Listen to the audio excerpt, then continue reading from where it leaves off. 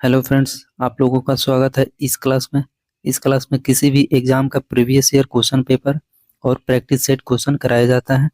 यह Bihar police constable का previous year question paper है जो 21/8/2024 के पूछे गए सभी प्रश्न है दोस्तों।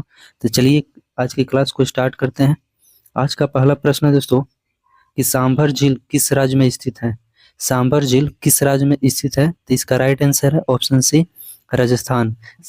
नेक्स्ट क्वेश्चन है, क्वेश्चन को दोस्तों बड़ा कर लेते हैं जिससे कि आप लोग को बढ़िया से दिखाई पड़े। ठीक है, दूसरा नंबर क्वेश्चन है कि NH 44 किसको जोड़ती है। NH 44 किसको जोड़ती है? तो इसका राइट आंसर है ऑप्शन सी, श्रीनगर से कन्याकुमारी। श्रीनगर से कन्याकुमारी, ठीक है दोस्तों, जो कि जम्मू कश्मीर के श्रीनगर और तमिलनाडु के कन्याकुमारी तक NH 44 को जोड़ती है। ठीक है, नेक्स्ट क्वेश्चन है, अगला नंबर प्रश्न है कि विश्व जनसंख्या दिवस कब मनाया जाता है। विश्व जनसंख्या दिवस कब मनाया जाता है? तो ये आपका हो जाएगा दोस्तों 11 जुलाई। इसका राइट आंसर है 11 जुलाई। विश्व जनसंख्या दिवस कब मनाया जाता है? तो 11 जुलाई को। 2 अक्टूबर को गांधी जयंती, 26 जनवरी को गणतंत्र दिवस, 15 अगस्त को स्वतंत्रता दिवस।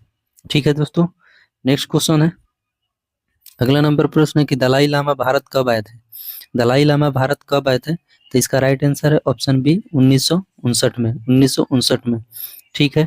नेक्स्ट क्वेश्चन है, अगला नंबर प्रश्न है दोस्तों कि सबसे कम महिला साक्षरता वाला राज्य कौन सा है। सबसे कम महिला साक्षरता वाला राज्य कौन सा है दोस्तों? तो ये अपना बिहार है, जो कि बिहार में सबसे कम महिला साक्षरता है। कितना परसेंट दोस्तों? ये कम से कम 51% यहाँ की महिला जो कि साक्षर है, बस 51%। ठीक है दोस्तों, इसके बाद आपका राजस्थान हो जाएगा, फिर झारखंड, उसके बाद उत्तर प्रदेश। ठीक है, आप लोग को याद रहेगा, पहला नंबर पर बिहार है सबसे कम महिला साक्षरता राज्य में, दूसरा नंबर पर राजस्थान, तीसरा नंबर पर झारखंड, तो चौथा नंबर पर उत्तर प्रदेश। ठीक है, तो इसका राइट आंसर ऑप्शन ए हो जाएगा। दोस्तों अगर आप लोग मेरे चैनल पर नए हैं तो मेरे चैनल को सब्सक्राइब कर दीजिएगा और दोस्तों में शेयर कर दीजिएगा। और नेक्स्ट क्वेश्चन है कि इनमें से कौन 2024 में प्रोटेम स्पीकर बनाए गए थे। क्वेश्चन को फिर से पढ़ते हैं कि इनमें से कौन 2024 में प्रोटेम स्पीकर बनाए गए थे। तो इसका राइट आंसर है ऑप्शन सी, भर्तृहरि महताब। भर्तृहरि महताब को बनाया गया था, जो कि 18वां लोकसभा प्रोटेम स्पीकर बने थे। ठीक है, नेक्स्ट क्वेश्चन है कि सबसे ज्यादा गरीब राज्य कौन है। सबसे ज्यादा गरीब राज्य कौन है? तो ये अपना बिहार है दोस्तों। सबसे गरीब राज्य में कौन आएगा? तो बिहार। ठीक है, सबसे कम साक्षरता वाली महिला राज्य में भी आपका बिहार ही आ जाएगा, और सबसे ज्यादा गरीब में भी आपका बिहार राज्य है। ठीक है, नेक्स्ट क्वेश्चन है कि निम्न में से कौन सा शरीर का अंग ग्रोथ शरीर के तापमान के नियमन के लिए उत्तरदायी है। यानी शरीर के जो तापमान का नियमन के लिए कौन सा उत्तरदायी है? इसका राइट आंसर है दोस्तों आपका ए, हाइपोथैलेमस। हाइपोथैलेमस जो कि शरीर के तापमान के नियमन के लिए उत्तरदायी है। नेक्स्ट क्वेश्चन है कि इनमें से कौन कालिदास द्वारा लिखित रचना नहीं है।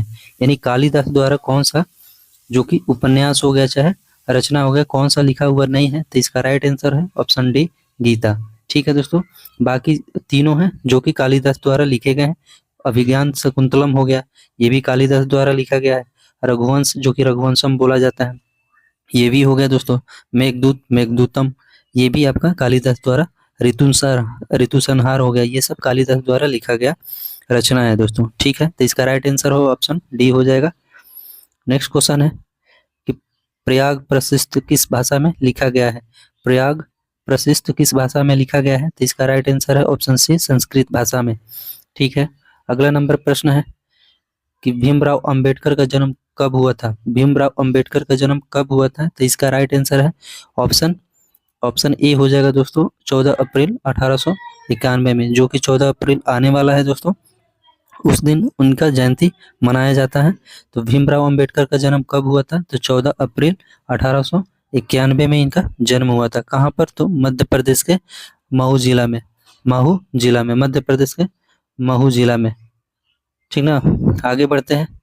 अगला नंबर प्रश्न है कि उपराष्ट्रपति को हटाने का प्रस्ताव कहाँ पेश किया जाता है। तो इसका राइट आंसर है ऑप्शन बी, राज्यसभा में। ठीक है, क्वेश्चन को फिर से पढ़ते हैं कि उपराष्ट्रपति को हटाने का प्रस्ताव कहाँ पेश किया जाता है। तो इसका right answer option B, Rajya Sabha में। ठीक है, नेक्स्ट क्वेश्चन है अगला नंबर प्रश्न है कि कोशिका का सिद्धांत किसने दिया था? कोशिका का सिद्धांत किसने दिया था? ठीक है, तो इसका राइट आंसर है ऑप्शन बी, स्लाइडेन और स्वान ने। स्लाइडेन और स्वान ने, ठीक है। कब दिया था? तो 1838 से लेकर 1839 में दिया था। ठीक है, आप लोग को याद रहेगा। कोशिका का सिद्धांत किसने दिया था? स्लाइडेन और स्वान ने। कब? तो 1838 1839 में। ठीक है। अगला नंबर प्रश्न है दोस्तों कि राज्य चुनाव आयोग का उल्लेख संविधान के किस अनुच्छेद में है?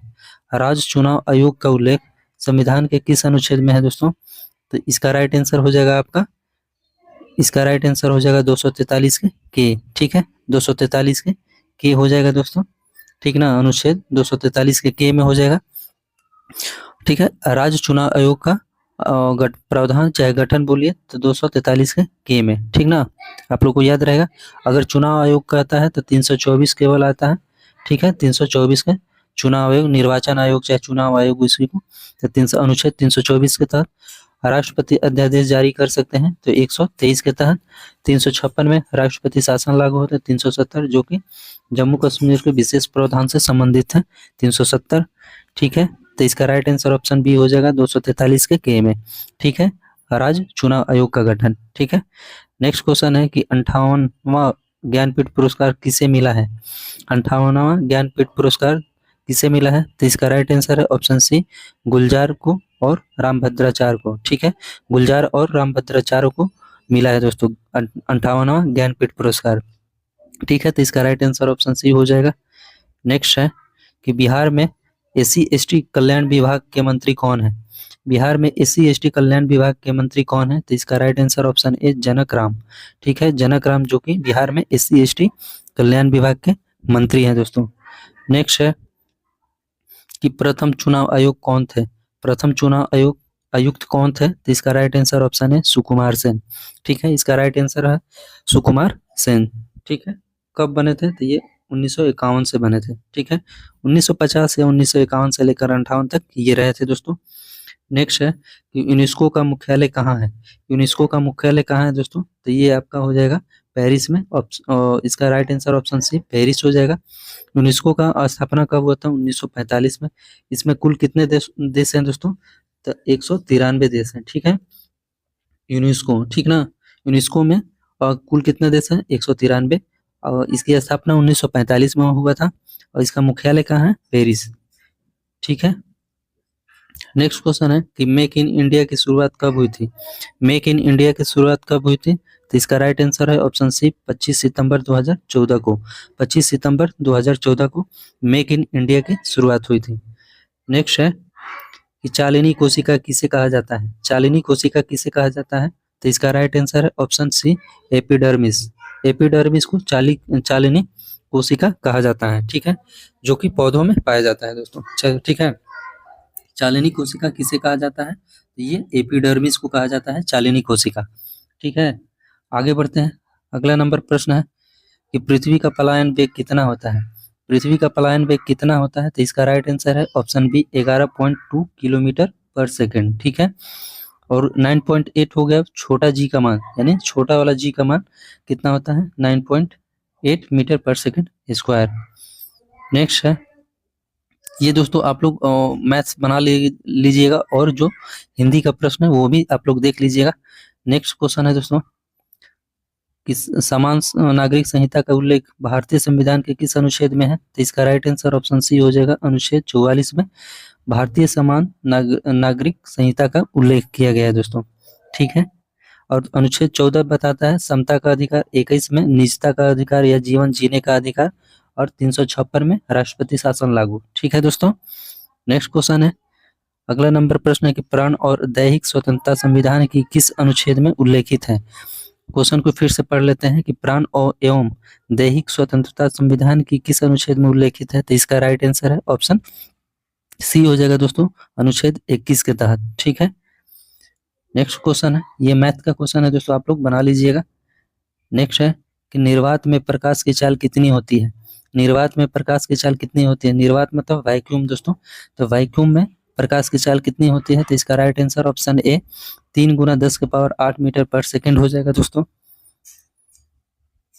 आगे देखते हैं दोस्तों। अगर चैनल पर नए हैं दोस्तों, चैनल को सब्सक्राइब कर दीजिएगा और दोस्तों में शेयर कर दीजिएगा दोस्तों, ठीक है।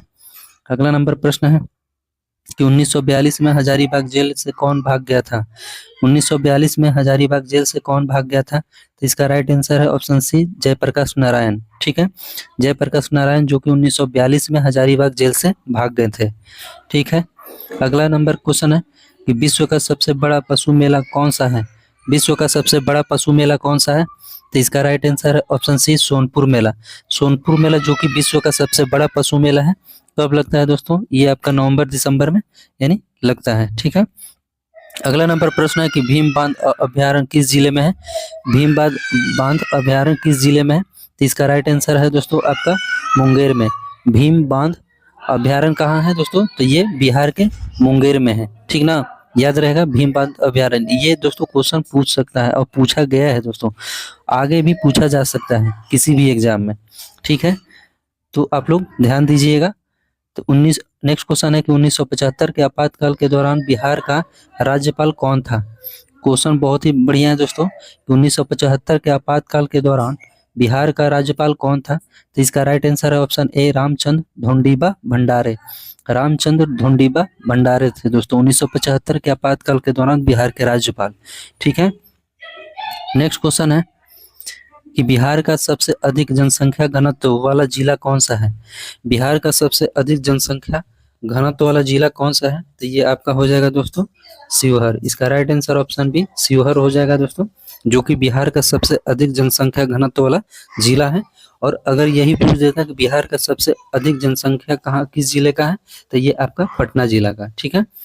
नेक्स्ट क्वेश्चन है दोस्तों, ये मैथ का क्वेश्चन है, आप लोग बना लीजिएगा। मैथ भी अच्छा खासा पूछ देता है, उतना भारी पूछता नहीं है दोस्तों, लेकिन फिर भी आप लोग कर सकते हैं, ठीक है। नेक्स्ट है कि इलेक्ट्रॉन की खोज किसने की थी। इलेक्ट्रॉन की खोज किसने की थी, तो इसका राइट आंसर है option B, J Thomson. J Thomson ने इलेक्ट्रॉन की खोज की थी। जेम्स चैडविक ने न्यूट्रॉन की खोज की थी। जेम्स चैडविक ने न्यूट्रॉन की खोज की थी और रदरफोर्ड ने परमाणु के नाभिक की खोज। परमाणु के नाभिक की खोज किसने की थी, तो रदरफोर्ड ने, ठीक है। नेक्स्ट क्वेश्चन है दोस्तों, नेक्स्ट क्वेश्चन है कि जापान पर परमाणु बम किसने गिराया था। जापान पर परमाणु बम किसने गिराया था, तो इसका राइट आंसर है ऑप्शन डी, अमेरिका ने। अमेरिका ने यानी यूएसए ईस्वी को बोला जाता है, ठीक है। इसने 1945 में जापान पर परमाणु बम गिराया था, ठीक है। तो जापान के कहाँ पर, जापान के हिरोशिमा और नागासाकी में। जापान के हिरोशिमा और नागासाकी में अमेरिका ने 1945 में परमाणु बम गिराया था, ठीक है। अगला नंबर प्रश्न है कि न्यूनतम लिंगानुपात वाला राज्य कौन सा है। न्यूनतम यानी मिनिमम लिंगानुपात वाला राज्य कौन सा है, तो इसका राइट आंसर है ऑप्शन सी, हरियाणा। सबसे कम लिंगानुपात कहाँ का है, तो हरियाणा का। और सबसे अधिक लिंगानुपात कहाँ का है, तो आपका ये केरल हो जाएगा दोस्तों। ये कहाँ का है, तो केरल का। केरल में सबसे अधिक लिंगानुपात है, ठीक ना, और सबसे कम हरियाणा में, ठीक है। नेक्स्ट क्वेश्चन है कि बाल गंगाधर तिलक का जन्म कब हुआ था। बाल गंगाधर तिलक का जन्म कब हुआ था, तो इनका जन्म 23 जुलाई 1856 में। 23 जुलाई 1856 में इनका जन्म हुआ था मध्य प्रदेश के रत्नागिरी में, ठीक है। महाराष्ट्र के रत्नागिरी में दोस्तों, सॉरी, महाराष्ट्र के रत्नागिरी में इनका जन्म हुआ था, ठीक ना। किनका, तो बाल गंगाधर तिलक का कब हुआ था, तो 23, ये ध्यान रखना है दोस्तों कि कब हुआ था, तो 1856, 23 जुलाई 1856 में, वो भी महाराष्ट्र के रत्नागिरी में, ठीक है। अगला नंबर प्रश्न है कि तृतीय बौद्ध संगति के अध्यक्षता किसने की थी। तृतीय बौद्ध संगति की अध्यक्षता किसने की थी, तो इसका राइट आंसर है ऑप्शन बी हो जाएगा, मोगालीपुत तीस ने। मोगालीपुत तीस ने। पहला किसने किया था, पहला बौद्ध संगति किसकी अध्यक्षता में हुआ था, तो महाकश्यप। महाकश्यप दूसरा सवाकामी। महाकश्यप पहला, दूसरा का हो गया सवाकामी, तीसरा हो गया मोगालीपुत तीस, चौथा हो गया वसुमित्र या अश्वघोष, ठीक है। याद रहेगा दोस्तों, पहला बौद्ध संगति किसके अध्यक्षता में हुआ था, तो महाकश्यप, दूसरा सवाकामी, तीसरा मोगालीपुत तीस और चौथा आपका हो जाएगा वसुमित्र और अश्वघोष की अध्यक्षता में, ठीक है दोस्तों। आगे बढ़ते हैं। अगला नंबर प्रश्न है, क्वेश्चन को छोटा कर लेते हैं दोस्तों। और अगला नंबर प्रश्न है कि राष्ट्रपति पर महाभियोग प्रक्रिया किस अनुच्छेद में है। राष्ट्रपति पर महाभियोग की प्रक्रिया किस अनुच्छेद में है दोस्तों? तो ये अनुच्छेद बी हो जाएगा। ये ऑप्शन ऑप्शन ऑप्शन हो जाएगा बी, अनुच्छेद 61। ठीक है दोस्तों, अनुच्छेद 61 के तहत राष्ट्रपति पर महाभियोग की प्रक्रिया लगाया जाता है। ठीक ना, राष्ट्रपति पर महाभियोग की प्रक्रिया लगाकर उन्हें हटाया जाता है। ठीक है, किसी भी सदन में आप महाभियोग की प्रक्रिया को लागू कर सकते हैं, या लोकसभा में पहले या राज्यसभा में। अगर लोकसभा से पास होता है 2/3 बहुमत से, तो वो राज्यसभा में 2/3 बहुमत से पास होना चाहिए, तब जाके राष्ट्रपति को हटाया जा सकता है अनुच्छेद 61 के थ्रू। ठीक है दोस्तों, नेक्स्ट क्वेश्चन है, अगला नंबर प्रश्न है कि बंगाल विभाजन किसके समय में हुआ था? बंगाल विभाजन किसके समय में हुआ था? तो इसका राइट आंसर ऑप्शन ए हो जाएगा, लॉर्ड कर्जन। लॉर्ड कर्जन के समय में बंगाल विभाजन हुआ था। बंगाल विभाजन कब हुआ था दोस्तों? तो ये 16 अक्टूबर 1905 को, 16 अक्टूबर 1905 को बंगाल का विभाजन हुआ था। ठीक है, आगे बढ़ते हैं दोस्तों। अगला नंबर प्रश्न है दोस्तों, अगर चैनल पर नए हैं तो चैनल को जरूर सब्सक्राइब कर दीजिएगा और दोस्तों में शेयर भी। ठीक है, आगे बढ़ते हैं। अगला नंबर प्रश्न है कि इनमें से कौन सा टाइगर रिजर्व बिहार में है? इनमें से कौन सा टाइगर रिजर्व बिहार में है? तो इसका राइट आंसर हो जाएगा option C, Valmiki Tiger Reserve. Valmiki Tiger Reserve आपका जो कि बिहार में पड़ता है, बिहार के पश्चिमी चंपारण में, बिहार के पश्चिमी या पूर्वी चंपारण में पड़ता है, पूर्वी चंपारण शायद दोस्तों। ठीक है, पलामू टाइगर रिजर्व जो कि झारखंड में पड़ता है, सिमलीपाल उड़ीसा में पड़ता है दोस्तों। सिमलीपाल टाइगर रिजर्व कहाँ है? तो उड़ीसा में। और कन्हा किसली टाइगर रिजर्व कहाँ पड़ता है? ये आपका मध्य प्रदेश यानी एमपी में पड़ता है दोस्तों। ठीक है, आगे बढ़ते हैं। अगला नंबर प्रश्न है कि इनमें से कौन सा सोडियम नाइट्रेट का सूत्र है? इनमें से कौन सा सोडियम नाइट्रेट का सूत्र है? तो इसका राइट आंसर है ऑप्शन बी, NaNO3। NaNO3 जो कि सोडियम नाइट्रेट बोला जाता है। और देख लेते हैं इसमें NaCl जो कि नमक का सूत्र है, NaCl, और KNO3 यानी पोटेशियम नाइट्रेट जो कि उसका सूत्र है KNO3, और NaOH जो कि सोडियम हाइड्रोक्साइड NaOH बोला जाता है दोस्तों। तो इसका राइट आंसर हो जाएगा ऑप्शन बी, NaNO3।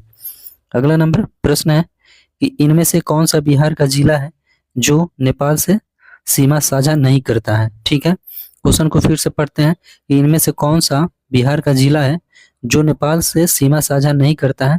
तो इसका राइट आंसर है ऑप्शन डी, गोपालगंज जो कि नेपाल की सीमा से साझा नहीं करता है। बाकी सब जो कि मधुबनी, सीतामढ़ी और सुपौल, ये तीनों जो बिहार के जिले हैं वो नेपाल की सीमा से साझा करते हैं। ठीक है, आगे बढ़ते हैं। ये मुहावरा है दोस्तों, हिंदी का प्रश्न है, आप लोग देख लीजिएगा। आगे बढ़ते हैं। अगला है कि फाहियान किसके समय भारत आया था? फाहियान चंद्रगुप्त द्वितीय के शासनकाल में भारत आया था। इसका राइट आंसर ऑप्शन सी हो जाएगा। अगला नंबर प्रश्न है कि जी का मान कितना होता है? जी का मान कितना होता है? जो बड़ा वाला जी का मान है दोस्तों 6.67 × 10⁻11 न्यूटन मीटर स्क्वायर पर केजी स्क्वायर होता है दोस्तों। ठीक है, जी का मान कितना होता है? बड़ा वाला जी अगर पूछेगा तो इसका मान हो जाएगा 6.67 × 10⁻11 न्यूटन मीटर स्क्वायर पर केजी स्क्वायर। ठीक है, यही छोटा जी का मान पूछता था 9.8 मीटर पर सेकंड स्क्वायर। ठीक है, आगे बढ़ते हैं। अगला नंबर प्रश्न है कि इब्न बतूता को दिल्ली का काजी किसने नियुक्त किया था? इब्न बतूता को दिल्ली का काजी किसने नियुक्त किया था?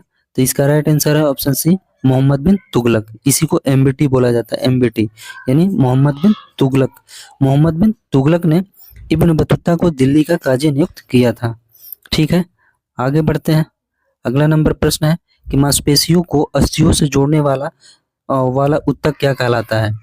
मांसपेशियों को अस्थियों से जोड़ने वाला ऊतक क्या कहलाता है? तो इसका राइट आंसर है ऑप्शन डी, टेंडन बोला जाता है दोस्तों। टेंडन बोला जाता है जो कि मसल को हड्डियों से जोड़ता है। जो अगर वही हड्डियों को हड्डियों से जोड़ने वाले ऊतक को क्या बोला जाता है? तो इसको बोला जाता है दोस्तों लिगामेंट। ठीक है, तो इसका राइट आंसर हो जाएगा ऑप्शन डी, मांसपेशियों यानी मसल्स को हड्डियों यानी बोन से जोड़ने वाले को क्या कहा जाता है? तो टेंडन बोला जाता है। अगर वही बोन टू बोन यानी बोन टू बोन को क्या बोला जाता है? जोड़ने वाले को क्या बोला जाता है? तो वो लिगामेंट। ठीक है, नेक्स्ट क्वेश्चन है। अगला नंबर प्रश्न है कि डस्टलिक। क्वेश्चन को फिर से बड़ा कर लेते हैं दोस्तों, थोड़ा सा बड़ा कर लेते हैं जिससे कि आप लोगों को सहूलियत हो। अगला नंबर प्रश्न है कि दस्टिलिक संयुक्त सैन्य अभ्यास भारत और किस देश के बीच होता है? तो इसका राइट आंसर है ऑप्शन बी, उज्बेकिस्तान। उज्बेकिस्तान और भारत के बीच दस्टिलिक संयुक्त सैन्य अभ्यास होता है। नेक्स्ट है कि सिरका में कौन सा अम्ल पाया जाता है? सिरका में कौन सा अम्ल पाया जाता है? तो इसका राइट आंसर है एसिटिक एसिड। सिरका में कौन सा अम्ल पाया जाता है? तो एसिटिक एसिड। ठीक है, CH3COOH। ठीक है, यही दोस्तों पाया जाता है जो कि सिरका में। ठीक है, इंग्लिश में इसको विनेगर बोला जाता है। नाइट्रिक एसिड, नाइट्रिक एसिड हो गया दोस्तों। नाइट्रिक एसिड मतलब HNO3, HNO3 जो कि नाइट्रिक एसिड बोला जाता है। सल्फ्यूरिक एसिड जो कि H2SO4, H2SO4 को सल्फ्यूरिक एसिड बोला जाता है।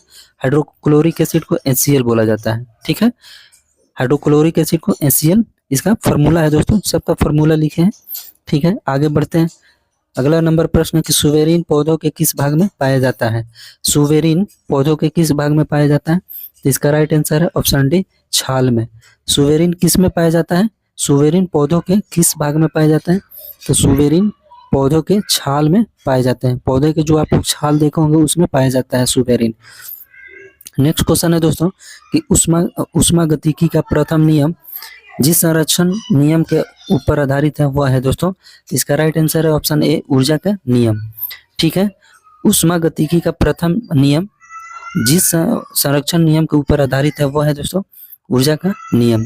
ठीक है दोस्तों आप लोग चैनल पर नए तो चैनल को जरूर सब्सक्राइब कर दीजिए दोस्तों, क्योंकि बहुत ही मेहनत लगता है दोस्तों।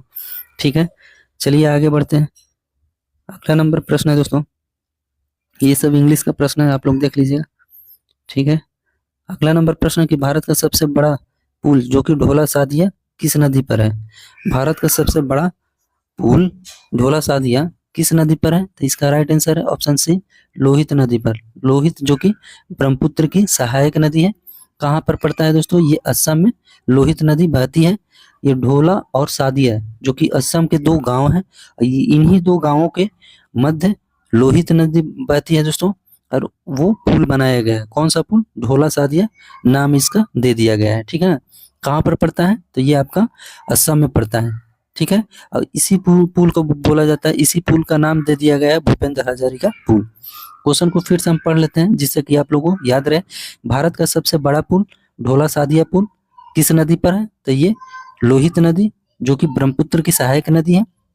और ढोल सादिया पुल कहाँ है? पुल कहाँ है? तो ये असम में पड़ता है। ये दोनों गांव है, ढोला एक गांव है, सादिया एक गांव है। ये दोनों गांवों के बीच में ये पुल बनाया गया है जिसका नाम भूपेंद्र हजारिका पुल के नाम से भी जाना जाता है। ठीक है, आगे बढ़ते हैं। अगला नंबर क्वेश्चन है कि मुद्रास्फीति में क्या होता है? मुद्रास्फीति में क्या होता है दोस्तों? इसका राइट आंसर है ऑप्शन है, यानी मुद्रा का मूल्य घटता है, यानी मुद्रा का मान जो है मान घटता है और सामान की कीमत यानी जो कीमत है उसकी प्राइस जो है बढ़ती है। ठीक है, मुद्रास्फीति में क्या होता है? तो मुद्रा का मूल्य घटता है और सामान की कीमत बढ़ जाती है। ठीक है, नेक्स्ट है कि अगस्त 1942 में राजेंद्र प्रसाद किस जेल में रखे गए थे? क्वेश्चन को फिर से पढ़ते हैं कि अगस्त 1942 में राजेंद्र प्रसाद किस जेल में रखे गए थे? तो इसका राइट आंसर है ऑप्शन डी दोस्तों, बांकीपुर जेल में। बांकीपुर जेल में राजेंद्र प्रसाद को 3 साल तक जेल में बंद रखा गया। कब? 1942 से लेकर 1945 तक, 1942 से लेकर 1945 तक। ठीक है, और इनको 1950 में भारत के राष्ट्रपति बनाया गया, जो कि 1950 से लेकर 1962 तक ये भारत के राष्ट्रपति रहे। इनका जन्म बिहार में हुआ था दोस्तों। इनका जन्म कहाँ पर हुआ था? बिहार में। ठीक है, नेक्स्ट है अनुच्छेद 51 किससे संबंधित है? अनुच्छेद 51 किससे संबंधित है? तो इसका राइट आंसर ऑप्शन बी हो जाएगा, राज्य के नीति निर्देशक सिद्धांत। राज्य के नीति निर्देशक सिद्धांत दोस्तों, ये कहाँ से? ये अनुच्छेद 36 से लेकर 51 तक, अनुच्छेद 36 से लेकर 51 तक जो कि राज्य के नीति निर्देशक सिद्धांत। नेक्स्ट है, नेक्स्ट क्वेश्चन है दोस्तों कि कोसी नदी की कुल लंबाई कितनी है? कोसी नदी की कुल लंबाई कितनी है दोस्तों? ये आपका हो जाएगा 730 किलोमीटर। ठीक है, 730 किलोमीटर कोसी नदी की लंबाई है, जो कि भारत और नेपाल में ये नदी बहती है। कोसी नदी की कुल लंबाई कितनी है? 730 किलोमीटर, जो कि भारत और नेपाल को जोड़ता है दोस्तों। ठीक है, इस नदी में बाढ़ आने के कारण बिहार में कई गांव डूब जाते हैं, कई जिले डूब जाते हैं दोस्तों। ठीक है, इसकी कुल लंबाई 730 किलोमीटर। नेक्स्ट है, विष्णुपद मंदिर बिहार के किस जिले में है? विष्णुपद मंदिर बिहार के किस जिले में है? तो इसका राइट आंसर है ऑप्शन बी, गया जिले में। विष्णुपद मंदिर बिहार के गया में है और ये फाल्गु नदी के किनारे पर है दोस्तों। विष्णुपद मंदिर किस नदी के किनारे पर है? तो गया के फाल्गु नदी के किनारे है। इस मंदिर को इंदौर के जो महारानी थी अहिल्याबाई होलकर ने इस मंदिर को बनवाया था और इस मंदिर में भगवान विष्णु का मूर्ति लगाया गया है दोस्तों। ठीक है, आप लोग को इतना बात याद रखना पड़ेगा कि विष्णुपद मंदिर कहाँ है, तो ये बिहार के गया में पड़ता है। किस नदी पर? तो फाल्गु नदी पर। और किस भगवान की इसमें मूर्ति है? तो विष्णु भगवान के। और किसने बनवाया था? तो ये मध्य प्रदेश के जो इंदौर सिटी है वहाँ की महारानी थी जिनका नाम था अहिल्याबाई होलकर, जो कि इस मंदिर का निर्माण करवाया था। नेक्स्ट क्वेश्चन है कि विक्रमशिला और नालंदा विश्वविद्यालय किस राज्य में स्थित था? विक्रमशिला और नालंदा विश्वविद्यालय किस राज्य में स्थित है? तो इसका राइट आंसर है ऑप्शन सी हो जाएगा दोस्तों, बिहार राज्य में। ठीक है, विक्रमशिला आप जानते हैं भागलपुर जिले में पड़ता है, भागलपुर जिले में स्थित है ये विश्वविद्यालय। और नालंदा जिले में पड़ जाता है दोस्तों। इस जो विश्वविद्यालय है, इस विश्वविद्यालय का निर्माण किसने करवाया था? धर्मपाल ने, जो कि 8वीं शताब्दी में धर्मपाल ने करवाया था विक्रमशिला विश्वविद्यालय का। ठीक है, नेक्स्ट है कि भारत के प्रथम गृह मंत्री कौन थे? भारत के प्रथम गृह मंत्री कौन थे? तो इसका राइट आंसर सरदार वल्लभ भाई पटेल, जो कि भारत के प्रथम गृह मंत्री थे। ठीक है, नेक्स्ट क्वेश्चन है कि प्रति व्यक्ति आय का प्रतिपादन किसने किया था? प्रति व्यक्ति आय का प्रतिपादन किसने किया था? तो इसका राइट आंसर है ऑप्शन बी, दादा भाई नौरोजी। दादा भाई नौरोजी ने 1867 से लेकर 1868 तक में प्रति व्यक्ति आय का प्रतिपादन किया था। तो इसका राइट आंसर ऑप्शन बी हो जाएगा दोस्तों। आप लोग से बार बार निवेदन कर रहे हैं दोस्तों कि मेरे चैनल को सब्सक्राइब कर दीजिएगा और दोस्तों में शेयर कर दीजिएगा। दोस्तों बहुत ही मेहनत लगता है वीडियो को बनाने में। नेक्स्ट है कि डेयरी, मत्स्य पालन और कृषि किस क्षेत्र के अंतर्गत आते हैं? तो इसका राइट आंसर है ऑप्शन सी, प्राथमिक क्षेत्र में। ठीक है, प्राइमरी सेक्टर में। डेयरी जो दूध उत्पादन हो गया, मत्स्य पालन और कृषि किस क्षेत्र के अंतर्गत आते हैं? तो ये प्राथमिक क्षेत्र के अंतर्गत। ठीक है, नेक्स्ट है कि अर्थशास्त्र के लेखक कौन है? अर्थशास्त्र के लेखक कौन है? तो इसका right answer option B, Kautilya. Kautilya को ही चाणक्य बोला जाता है, विष्णुगुप्त बोला जाता है दोस्तों। ठीक है, कौटिल्य का क्या क्या नाम था? तो चाणक्य, विष्णुगुप्त और कौटिल्य। ठीक है, तीनों एक ही आदमी है। ठीक है, और अर्थशास्त्र के लेखक कौन थे? तो यही थे दोस्तों, कौटिल्य। ठीक है, नेक्स्ट है कि विश्व जल संरक्षण दिवस कब मनाया जाता है? यानी विश्व जल दिवस कब मनाया जाता है? तो इसका राइट आंसर है 22 मार्च को। 22 मार्च को विश्व जल दिवस या विश्व जल संरक्षण दिवस मनाया जाता है। नेक्स्ट है कि अटल सेतु किस राज्य में स्थित है? अटल सेतु जो पुल है किस राज्य में स्थित है? तो इसका राइट आंसर ऑप्शन सी हो जाएगा, महाराष्ट्र में। ये महाराष्ट्र को नवी मुंबई यानी मुंबई को नवी मुंबई से जोड़ता है। इसकी कुल लंबाई 21 किलोमीटर है, जो कि आधा जो 16 किलोमीटर जो कि जो पुल बना है वो समुद्र में ही बना है दोस्तों। जो 16.5 किलोमीटर है दूरी का पुल, ये आपका समुद्र में ही बना है और टोटल इसकी लंबाई है 21.5 किलोमीटर। ठीक है, इस पुल की लंबाई कितनी है? 21.5 किलोमीटर। ये कहाँ से कहाँ तक जोड़ता है? ये मुंबई को नवी मुंबई से जोड़ता है। तो इसका राइट आंसर ऑप्शन सी हो जाएगा। नेक्स्ट है अगला नंबर प्रश्न है दोस्तों कि वायु का निरपेक्ष अपवर्तनांक कितना होता है? वायु का निरपेक्ष अपवर्तनांक कितना होता है? तो इसका राइट आंसर ऑप्शन बी हो जाएगा 1.0003। ठीक है, नेक्स्ट क्वेश्चन है कि ताजमहल का निर्माण किसने करवाया था? ताजमहल का निर्माण किसने करवाया था? तो इसका राइट आंसर है दोस्तों ऑप्शन सी हो जाएगा, शाहजहां ने ताजमहल का निर्माण किया था। ठीक है, अपनी बेगम मुमताज महल की याद में। कब बनवाया था दोस्तों? तो 1632 में इसका काम स्टार्ट कर दिया था और 1948 तक बनकर ये तैयार हो गया था दोस्तों। ठीक है, ये ताजमहल कहाँ है दोस्तों? आगरा में। ताजमहल कहाँ पड़ता है? आगरा में, यूपी के आगरा में। ठीक है, किसने बनवाया था? तो शाहजहां ने। ठीक है, आगे बढ़ते हैं दोस्तों। वर्षा की बूंदे गोलाकार किस कारण से होती है? वर्षा की बूंदे गोलाकार किस कारण से होती है? तो इसका राइट आंसर है ऑप्शन ए, पृष्ठ तनाव। ठीक है, पृष्ठ तनाव के कारण वर्षा की जो बूंदे हैं गोलाकार होती है। नेक्स्ट है कि बिहार सूचना आयोग की स्थापना कब हुई थी? बिहार सूचना आयोग की स्थापना कब हुई थी? तो इसका राइट आंसर ऑप्शन बी, 2006 में। आप लोग दोस्तों जानते हैं कि राइट टू इंफॉर्मेशन जो एक्ट है कब लागू हुआ था? तो 2005 में। सूचना का अधिकार कब अधिनियम बना था? तो 2005 में। और बिहार सूचना आयोग की स्थापना कब हुई थी? तो 2006 में। ठीक है, अगला नंबर प्रश्न है कि मानव में क्रोमोसोम्स की संख्या कितनी होती है? मानव में क्रोमोसोम्स की संख्या कितनी होती है? तो इसका राइट आंसर है ऑप्शन डी हो जाएगा दोस्तों, 46 होता है। टोटल 46, 23 जोड़े होते हैं दोस्तों। 23 जोड़े कहिए चाहे 46 कहिए, दोनों बराबर है। तो इसका राइट आंसर ऑप्शन बी और सी हो जाएगा। ठीक है, नेक्स्ट है क्वेश्चन कि पितृ पक्ष मेला कहाँ लगता है? पितृ पक्ष मेला कहाँ लगता है? तो इसका राइट आंसर है ऑप्शन ए दोस्तों, गया में। पितृ पक्ष मेला जो दोस्तों आपको गया में लगता है। सितंबर से लेकर अक्टूबर तक ये मेला चलता है दोस्तों। सितंबर से लेकर अक्टूबर तक चलता है, 2 माह तक। ठीक ना, और यहाँ पर अपने पिंडदान करने के लिए लोग जाते हैं, पूर्वजों का। ठीक है, अगला नंबर प्रश्न है कि द स्पिरिट ऑफ लॉ के लिए लेखक कौन है? द स्पिरिट ऑफ लॉ के लेखक कौन है? तो इसका right answer option C, Montesquieu. Montesquieu जो कि द स्पिरिट ऑफ लॉ के लेखक हैं। अगला नंबर प्रश्न है कि डीएनए का पूरा नाम क्या है? डीएनए का पूरा नाम क्या है? तो इसका राइट आंसर ऑप्शन ए हो जाए, deoxy ribo nucleic acid. Deoxy ribo nucleic acid जो कि डीएनए का फुल फॉर्म है। यह कोशिका के नाभिक में रहता है दोस्तों। नेक्स्ट है अगला नंबर प्रश्न है कि पौधों की वृद्धि का हार्मोन कौन सा है? पौधों की जो लंबाई बढ़ती है वो किसके कारण बढ़ती है दोस्तों? तो ये जिबरेलिन के कारण। जिबरेलिन के कारण पौधों की लंबाई में वृद्धि होती है, इसी हार्मोन के कारण दोस्तों।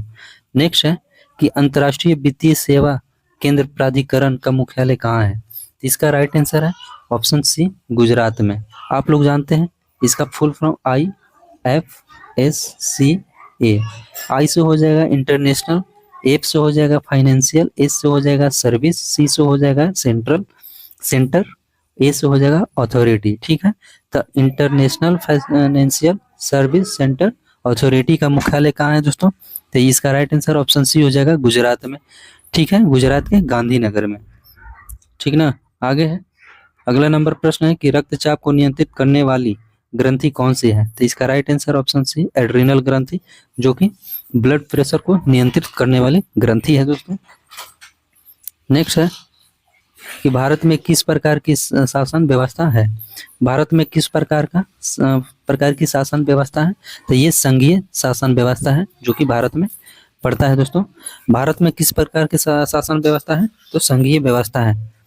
नेक्स्ट है, आगे देख लेते हैं दोस्तों। अगला नंबर प्रश्न है कि भारत में चांदी का सबसे अधिक उत्पादन किस राज्य में होता है? भारत में चांदी का सबसे अधिक उत्पादन कहाँ पर होता है? तो इसका राइट आंसर है राजस्थान में। राजस्थान में सबसे ज़्यादा चांदी का उत्पादन होता है। अगर सोना कहेगा दोस्तों तो कर्नाटक हो जाएगा। सोना कहेगा तो कर्नाटक में सबसे अधिक उत्पादन होता है, और हीरा कहेगा तो आपका एमपी में। हीरा सबसे अधिक पाया जाता है तो एमपी में, और चांदी कहेगा तो आपका राजस्थान में, सोना कहेगा तो कर्नाटक में। नेक्स्ट है कि हिंदू पॉलिटी नामक पुस्तक के लेखक कौन थे? हिंदू पॉलिटी नामक पुस्तक के लेखक कौन थे? तो इसका राइट आंसर ऑप्शन बी हो जाएगा, केपी जायसवाल। केपी जायसवाल ने हिंदू पॉलिटी नामक पुस्तक लिखे थे। नेक्स्ट है कि 1919 से लेकर 1919-20 में दरभंगा में किसान आंदोलन का नेतृत्व किसने किया था? 1919 और 1920 में दरभंगा में किसान आंदोलन का नेतृत्व किसने किया था? तो इसका राइट आंसर है ऑप्शन बी, स्वामी विद्यानंद। स्वामी विद्यानंद ने 1919 या 20 में दरभंगा में किसान आंदोलन का नेतृत्व किया था। आगे है नेक्स्ट क्वेश्चन है दोस्तों कि सुरेंद्र किशोर को पद्मश्री पुरस्कार किस क्षेत्र में मिला था? सुरेंद्र किशोर को पद्मश्री पुरस्कार किस क्षेत्र में मिला था? तो ये कला के क्षेत्र में, ये सॉरी दोस्तों, पत्रकारिता के क्षेत्र में, पत्रकारिता के क्षेत्र में सुरेंद्र किशोर को पद्मश्री पुरस्कार मिला था। नेक्स्ट है कि भारत में कोविड-19 का सबसे पहला केस कहाँ दर्ज हुआ था? भारत में कोविड-19 का सबसे पहला केस कहाँ पर दर्ज हुआ था? तो ये आपका केरल हो जाएगा दोस्तों। केरल में सबसे पहला केस दर्ज हुआ था कोविड-19 का, ठीक ना। और ये कोविड-19 यानी कोविड बीमारी कहाँ से स्टार्ट हुआ था दोस्तों? तो ये आपका चाइना के वुहान शहर से, चाइना के वुहान शहर से। नेक्स्ट है कि भारत में पुनर्जागरण का जनक किसे कहा जाता है? भारत में पुनर्जागरण का जनक किसे कहा जाता है? तो इसका राइट आंसर है ऑप्शन ए, राजा राम मोहन राय को भारत में पुनर्जागरण का जनक कहा जाता है, चाहे पिता कहा जाता है। नेक्स्ट है कि लेंस बनाने में किसका प्रयोग नहीं किया जाता है? लेंस बनाने में किसका प्रयोग नहीं किया जाता है? तो इसका राइट आंसर है ऑप्शन डी, मिट्टी का। मिट्टी का प्रयोग नहीं किया जाता है दोस्तों लेंस बनाने में। बाकी सब जितने हैं, कांच दोस्तों, कांच हो गया जो शीशा बोला जाता है, प्लास्टिक और सिलिकॉन, ये तीनों का प्रयोग किया जाता है लेंस बनाने में, लेकिन मिट्टी का प्रयोग नहीं किया जाता है। नेक्स्ट है कि लोकसभा अध्यक्ष को कौन हटा सकता है? लोकसभा अध्यक्ष को कौन हटा सकता है? तो इसका राइट आंसर है ऑप्शन सी, लोकसभा सदस्य। लोकसभा सदस्य ही लोकसभा अध्यक्ष को हटा सकते हैं। नेक्स्ट है कि भारत के चुनाव आयोग का उल्लेख संविधान के किस अनुच्छेद में है? भारत का चुनाव आयोग का उल्लेख संविधान के किस अनुच्छेद में है? तो इसका राइट आंसर है ऑप्शन ए, अनुच्छेद 324, अनुच्छेद 324 में। नेक्स्ट है दोस्तों कि राष्ट्रपति द्वारा संविधान के किस अनुच्छेद के अंतर्गत अध्यादेश जारी किया जाता है? तो राष्ट्रपति अध्यादेश जारी कर सकता है तो अनुच्छेद 123, 1 2 3, अनुच्छेद 123 के तहत राष्ट्रपति अध्यादेश जारी कर सकता है। नेक्स्ट है कि 23 जनवरी 1897 को किसका जन्म हुआ था? 23 जनवरी 1897 को किसका जन्म हुआ था? तो ये दोस्तों आपका हो जाएगा सुभाष चंद्र बोस का। इसका राइट आंसर ऑप्शन डी हो जाएगा। 23 जनवरी 1897 में सुभाष चंद्र बोस का जन्म हुआ था। कहाँ पर? उड़ीसा के कटक में, ठीक है। अगला नंबर प्रश्न है कि पौधों में गैसों का आदान प्रदान किसके द्वारा होता है? पौधों में गैसों का आदान प्रदान किसके द्वारा होता है? तो रंध्र द्वारा। पौधों के पत्तियों पर छोटे छोटे जो छिद्र होते हैं जिन्हें रंध्र कहा जाता है, तो ये रंध्र ही जो कि पौधों में गैसों का आदान प्रदान करता है, ठीक है। ये इस वीडियो का लास्ट क्वेश्चन है कि श्रीनगर किस नदी के किनारे पर स्थित है? जो जम्मू कश्मीर का श्रीनगर है किस नदी के किनारे पर है? तो ये झेलम नदी के किनारे पर है, ठीक है। तो इसका राइट आंसर ऑप्शन सी हो जाएगा, झेलम नदी। ठीक है दोस्तों, आप लोग कमेंट करके जरूर बताइएगा कि आप लोग को ये क्लास कैसा लग रहा है। और इसमें का जो मैथ है, हिंदी है और इंग्लिश आप लोग कर लीजिएगा, अपने से बना लीजिएगा, ठीक है। आज